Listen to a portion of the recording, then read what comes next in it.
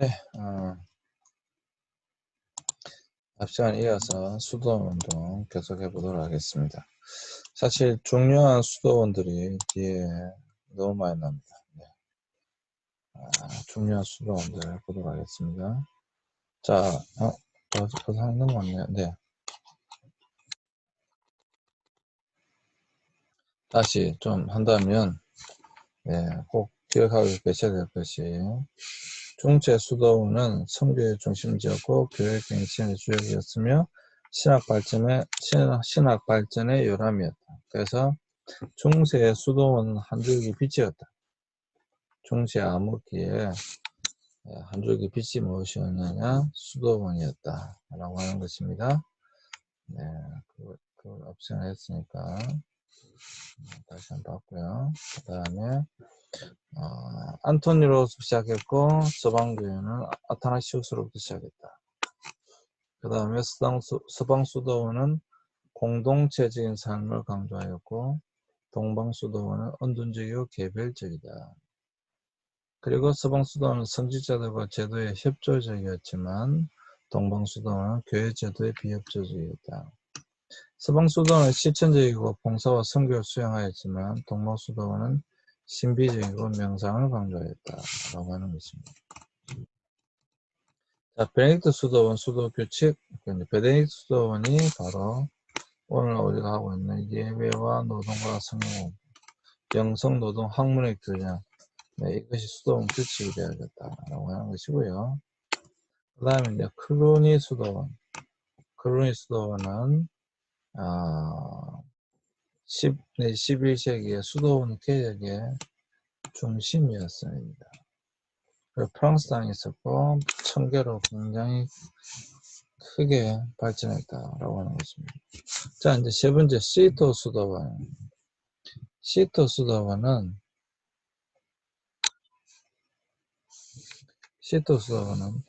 베네딕트 수도원의 엄격한 전통으로 돌아가기 위해 1098년 프랑스의 시토에서 설립되어졌는데요. 이 수도원운동은 클레브의 성 버나드가 배출하여 더 유명해진 수도원입니다. 그러니까 버나드가 죽었을 때는 345개 수도원이 있었고 13세기 말에는 740개의 수도원으로 늘어나게 됩니다. 특별히 시토의 수도성들은 흰 복장을 입었고요. 사도적 청빈을 강조합니다. 이들은 고립된 지역에서 수도원을 세웠고요. 복장과 식사를 간소화했으며 침묵 생활에 엄격했다. 여기 보면 침묵 생활에 엄격했다. 침묵을 반드시 하게 했어야 했습니다. 또 수도자들은 육체 노동을 중시하였기 때문에 그 결과 중세 농업 발전의 선구자가 되었습니다. 특히 토지 개간과 영국의 목양에 큰 기여를 하였습니다. 그래서 이 시토 수도원은 베네딕트 수도원의 엄격주의 전통으로 돌아가기 위해서 세워진 것이기 때문에 사도적 청변을 강조하였습니다. 또 무엇보다도 고립된 지역에 수도원을 세웠습니다. 그리고 침묵 생활에 엄격했고 복장과 식사를 간소화했습니다. 수도자들은 육체 노동을 중시하였기 때문에 그 결과 중세 농업 발전의 선구자가 되었습니다. 중세 농업 발전의 선구자가 누구냐? 바로 시토 수도원이었습니다. 그러니까 수도원이 농업도 발전시켰다라고 하는 거예요. 왜? 수도자들이 육체 노동을 하였기 때문에 그렇습니다. 또 농업 발전을 위해서라도 토지 개간과 목양 이런 것에 큰 기여를 하였다. 그러니까 수도원이 단순한 수도원이 아니라 사실 그 시대에 목양이라든지 농업이라든지 토지 개간이라든지 이러한 것에도 영향을 끼쳤다라고 하는 것입니다. 사실 중세 하면 수도원이에요. 물론 중세의 가장 큰 사건이 십자군 전쟁이지만 중세 하면 수도원이에요. 수도원에서 뭐 거의 대부분의 일들이 다 일어났다라고 보셔도 과언이 아닙니다. 그만큼 중세에서 수도원은 중요했고 대단한 역할을 했던 것이 사실입니다. 네, 탁발성단이 나옵니다. 네, 이제 탁발성단이 나옵니다. 탁발성단이라고 하는 것은 다른 것이 아니고요. 구걸해서 산다 이 말입니다. 13세기에 13세기에 사도적 청변을 강조했던 알비파 이단에 대처하고 발달하는 도시 문화에 알맞는 형태의 수도원 생활이 발전했습니다. 어디 뭔가 참 멀리 산에 들어가서 뭐 숨는 것이 아니라 도시 문화에 알맞는 그런 형태의 수도원 생활이 발전하게 됩니다. 특별히 탁발성단은 전통적으로 한 곳에서 집단적으로 생활하던 수도 생활을 포기하고요. 구걸하며 청빈을 실천하고 설교했던 성단들이 바로 탁발성단입니다. 근데 탁발성단은 한 곳에서 집단적으로 생활하는 것을 포기하고 구걸을 하며 특히 구걸 이게 탁발이라는 게 구걸한다 이런 탁발이라는 것이 돌아다니면서 집에 가가지고 얻어먹는 거예요. 왜 여러분 그 스님들이 가게나 이런 데 들어오셔가지고 목탁 두드리면서 하면 이제 물론 뭐 안 주는 사람도 있지만 주는 사람 뭐 먹을 음식을 주든지 아니면 돈을 주든지 해서 하는 게 있죠. 그걸 탁발성이라고 하잖아요. 그런 사람들을 탁발성이라고 합니다. 그래서 똑같아요. 그거하고. 중세의 수도원에 보면 그런 탁발성단이 있었다라고 하는 것입니다. 근데 단순히 수도생활을 포기하고 집단적 생활을 포기한 것만 있는 게 아니라 그런 타임에서 구걸했을 뿐만 아니라 청변을 실천했고요. 설교, 이게 중요해요. 설교했던 성단이에요. 설교했던 성단. 단순하게 뭐 그냥 가난하게 산다 이런 뜻이 아니라 돌아다니면서 얻어먹으면서 제대로 모르고 있는 그 성도들에게 설교했던 사람들이 바로 탁발성단입니다.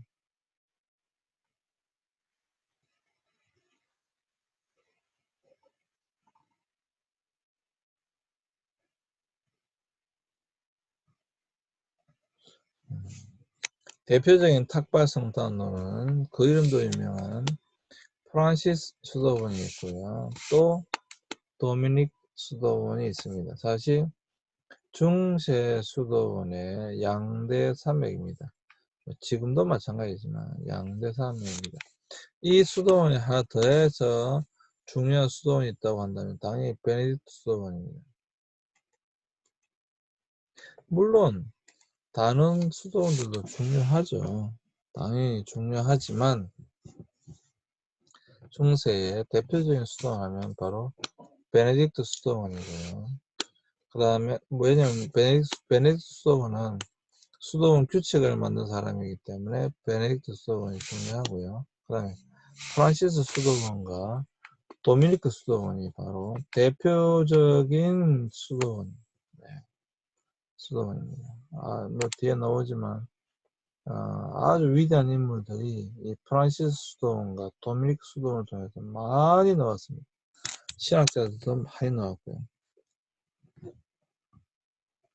그래서 이 프란시스 수도원과 도미니크 수도원은 대단히 중요합니다. 살펴보도록 하겠습니다. 이 수도원 하나하나 살펴보도록 하겠습니다. 자, 먼저 프란시스코 수도원, 프란시스칸 수도예요. 네. 이 수도회는 뭐 너무도 유명한 수도원이라서 뭐 이거는 뭐 이 수도회는 1208년 아시시의 프란시스코가 세웠고 1210년 교황의 승인을 받았습니다. 1208년 아시시의 프란시스코가 이 수도회를 세워난 이후에 그때 당시에 교황에게 허락을 받으러 갔습니다. 근데 이 교황이 참 나쁜 교황이었어요. 그렇게 좋은 교황은 아니었어요. 근데 이 교황이 프란시스코 보고 뭐라고 이야기하냐면 2년 동안 돼지들과 함께 뒹굴다가 와라. 그러면 허락해 주겠다. 이런 말을 합니다. 근데 이 프란시스코는 정말 2년 동안 돼지들과 함께 뒹굴다가 옵니다. 그래서 이 수도원이 이제 허락을 받게 됩니다. 그런데 이 프란시스코 수도회는 여기 보시면 회색 복장을 입었고요. 회계를 주로 설계했습니다. 그리고 청빈을 실천하기 위해 개인 소유를 금지했고요. 필요하면 노동을 하거나 구걸을 했습니다. 또한 프란시스의 정신을 따라 병자를 돌보는 사랑을 실천했고요. 신앙생활에서 개인의 체험을 강조했고 자연을 중요하게 생각했습니다. 자, 이 프란시스코 수도에는요, 그 다음 뭐가 있나요? 프란시스코 수도에는 지금도 있습니다. 지금 교황이 프란시스코 수도의 출신이에요. 지금 현 교황이. 또 있네요. 네.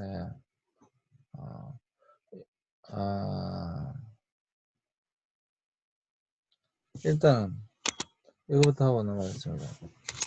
프란시스코 수도에는 성 프란시스코가 세웠습니다. 이 성 프란시스코에 대한 일화는 너무도 많습니다.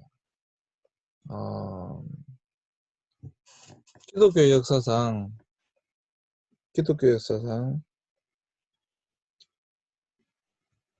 가장 뛰어난 영성의 대가가 누구인가? 여러분, 이건 좀 하고 지나가죠.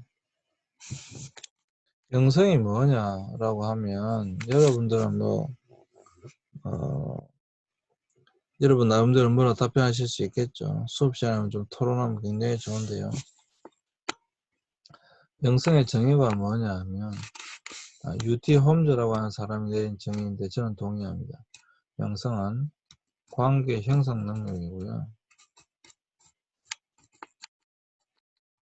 그리고 이 관계의 지속 능력입니다.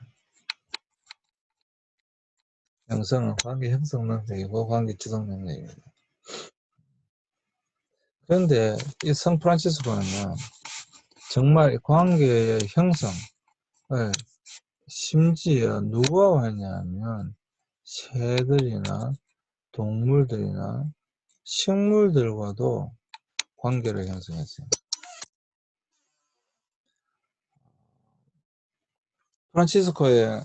프란치스코의 그 사진에 보면 새들과 또는 동물들과 함께 있는 그런 사진들이, 그런 그림들이 많이 있습니다. 무엇을 의미하냐면 성 프란치스코는 정말 동물들과도 대화를 할 수 있다. 물론 뭐 영어로 하이 이렇게 대화한 것이 아니라 정말 동물들과도 이렇게 관계를 형성할 수 있을 정도의 대단한 대가였다. 그래서 여러분 만약에 누군가 여러분들을 두려워한다고 한다면 그것은 영성의 대가가 아닙니다. 어떤 사람이 정말 편안하게 생각할 수 있어야 영성의 대가이고요. 심지어 동물들까지도 프란시스코에게 와서 관계를 형성했다. 편안했다라고 하는 거죠. 프란치스코의 어깨에 새가 앉아 있고요. 머리에도 앉아 있고요. 정말 편안하게 와서 프란치스코와 함께 있을 수 있었다라고 하는 것입니다. 그래서 프란치스코야 주여 나를 평화의 도구로 써주소서, 나를 평화의 도구로 써주소서라고 하는 그 유명한 글귀가 있죠.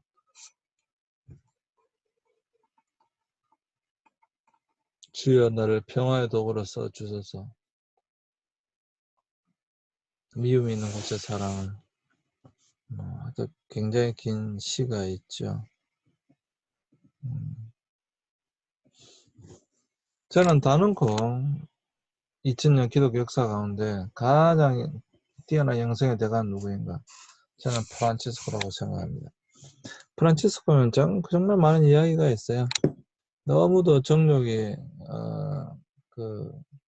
불타서 한겨울날 눈이 내리는 겨울날 빨갛고 나와가지고 그 눈발을 뒹굴면서 너무 뜨겁다 너무 뜨겁다 이렇게 외쳤던 인물이기도 합니다. 실제로 프란치스코는 기도할 때 몸이 이렇게 떴다고 그래요. 하여튼 프란치스코는 영성의 대가이다 라는 것이고요. 행정구조는 비조직적이었습니다. 조직적이지 않았어요. 비조직적이었고 또한 농촌적이었습니다. 수도사 성당, 수녀들의 성당, 평신도 성당을 두었습니다.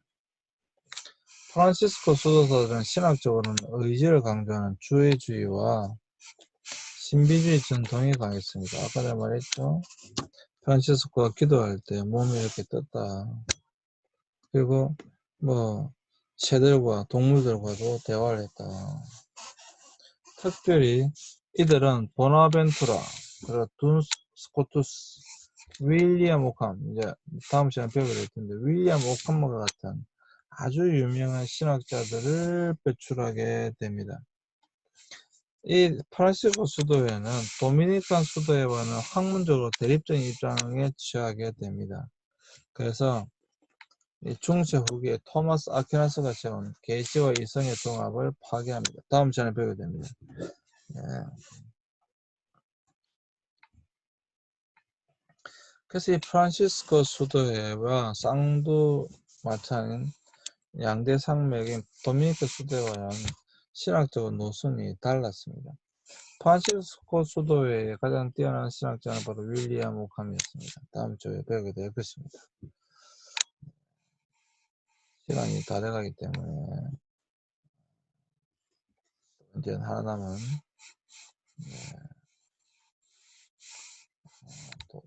도미니칸 수도회 보겠습니다. 도미니칸 수도회는 이 수도회는 1220년 도미니크가 이태리의 볼로냐에서 설교와 영혼구원, 학문 발전을 목적으로 설립하였습니다. 설교와 영혼구원, 학문 발전을 목적으로 설립하였습니다. 이들은 검은색 복장을 입었고요. 주민의 삶 속에서 상담과 설교를 하였습니다. 특별히 도미니카 수도에는 성서 연구와 학문을 추구하면서 대학을 발전시킵니다. 대학을 발전시킵니다. 그래서 이 도미니카 수도에는 학문을 굉장히 추구하게 됩니다. 성경 연구를 굉장히 추구하게 됩니다. 그래서 도미니카 수도에서 아주 위대한 신학자들이 많이 나왔습니다. 또 도미니카 수도에는 귀족적이었어요. 많은 귀족의 자녀들이 이곳에 들어왔고요. 굉장히 도미니카 수도에는 귀족적이었습니다.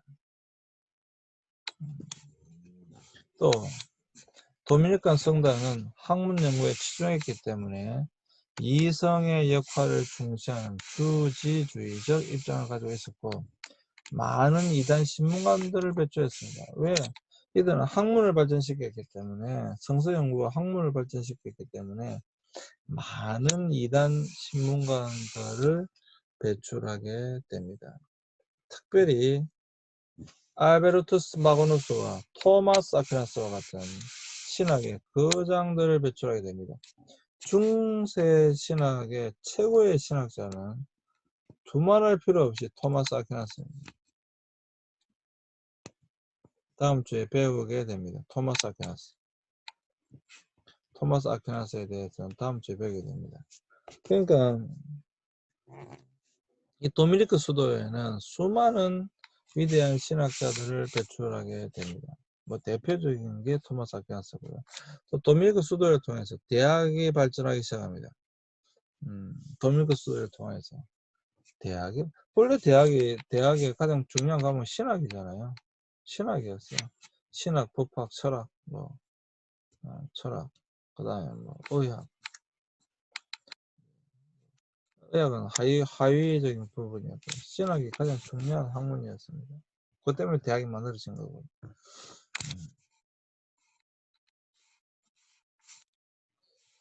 자, 그다음에 자 프란시스코 수도회와 도미니크 수도회 여러분 잘 기억해 주셨으면 좋겠고요. 물론 다음 주에도 배우게 됩니다만 여기에 많은 신학자들이 나오게 되겠다라고 하는 것입니다. 그리고 또 하나 중세 시대에서 수도 운동과 함께 또 하나 보아야 할 것이 무엇인가 하면 새로운 경군 운동입니다. 14세기에 대중들의 삶의 경험에 큰 영향을 끼친 공동체 운동들이 나타나기 시작하는데요. 이 공동체 운동 중에 네덜란드 데벤트에서 태어난 그루트는 독일과 프랑스의 신학, 의학, 교회법을 공부하고 그 한동안 교사로 생활하였습니다. 그래서 그는 동료들과 함께 사도적 열정을 가지고 데벤트의 유사수도원적인 공동생활 형제단 Brethren of Common Liar라고 하는 공동생활 형제단을 창설하게 됩니다. 그리고 이 공동생활 형제단에서 가장 유명했던 인물이 나오게 되는데 일단은 그는 성직남용을 비판한 죄로 1374년 평신도 설교자직을 박탈당했고요. 그의 수도운동은 수도소원을 요구하지 않았고 평신도이든 성직자이든 자유로운 삶을 살도록 했습니다. 반면 그는 교육을 중시해서 네덜란드에 무상의 좋은 교육을 제공하는 학교들을 설립하는 운동을 했는데 이 운동은 독일로 확대되고 평등교육의 기초가 되었습니다. 그러니까 교육의 중심지였기 때문에 평등교육의 기초가 되었었고요. 그루트가 죽은 후 새 지도자인 라드윈즈는 1387년 빈데스하임에 수도원을 세우게 됩니다. 그리고 이 운동은 독일, 프랑스, 이탈리아로 확대되는데 새로운 경건, 디보티어 마더나라고 하는 이름을 얻었고요. 그 이름도 유명한 토마스 아켄피스의 그리스도를 본받아는 새로운 경건 운동의 고전적인 표현이었습니다.